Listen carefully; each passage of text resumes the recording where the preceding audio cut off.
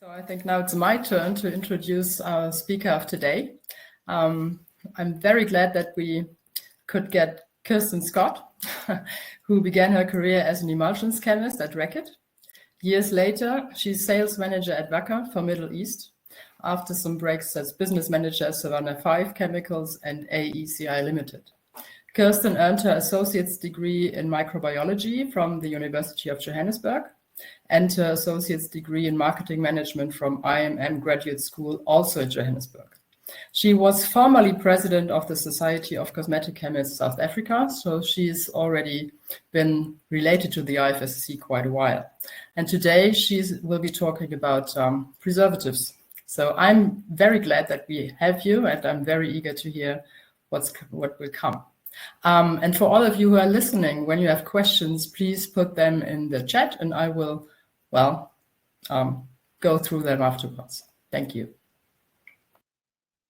Thank you so much, Andrea.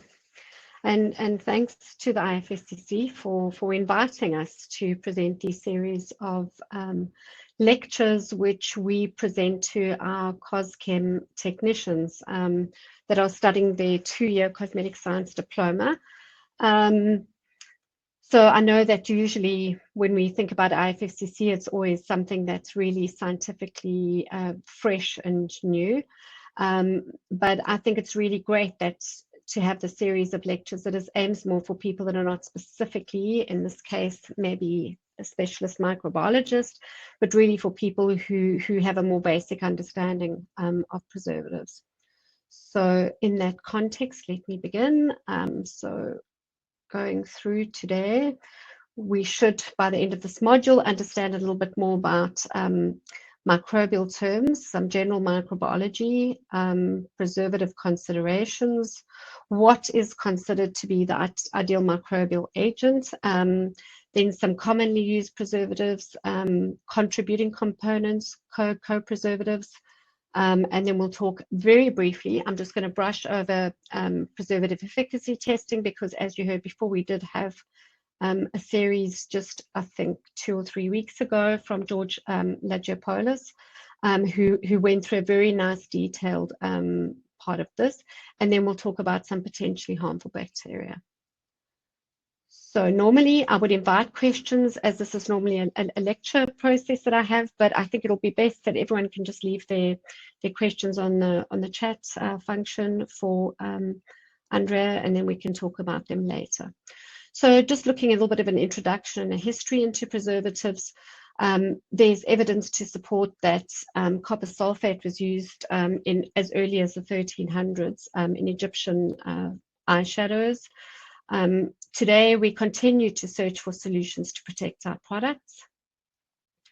We have 2 ways of preserving, and the one is to either completely kill or rather, which is the process we prefer, to inhibit microorganisms going and thereby protecting products. Microorganisms can affect products in many different ways. You can have color changes, viscosity changes, some awful malodors, and in general, the biggest problem that we have is that we can create health risks for our consumers. So contamination can be potentially dangerous, particularly to the eye area and any other mucous membranes, and in baby products. So we always sort of sit with a dilemma, because the challenge is to make sure that our preservatives are safe for use and that they maintain their integrity, they smell good, that they keep their viscosities. But preservatives are unfortunately called out usually as the worst ingredients in any formulation. People who know nothing about cosmetic chemistry will have likely heard about all kinds of the dangers of preservatives.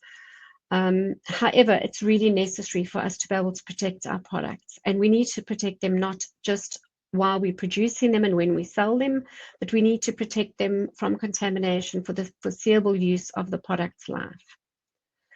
Right, so just one other thing to bring into context: all materials are toxic, but it just depends really on the level.